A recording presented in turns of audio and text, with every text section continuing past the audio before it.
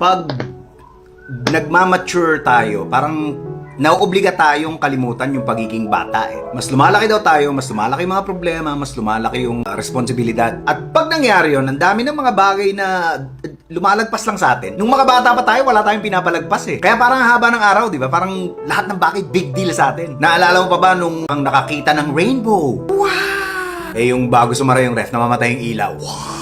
Naalala mo ba nung una kang maligo sa ulan? Nung una kang nakatikim ng chocolate? Yung nakaiga ka, tapos nakatingin ka sa kisame na may water stain, tapos parang kung ano-ano yung nakikita mo. Naalala mo nung una kang nakainom ng Coke?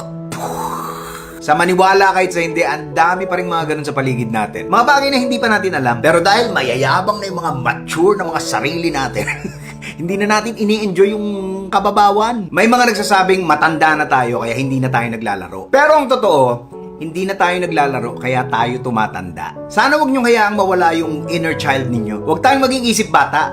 Dapat pusong bata. Para kahit gaano kaliit, kahit gaano kababaw, kahit gaano ka walang kwenta sa iba, ang importante, makahanap tayo ng dahilan para maging masaya.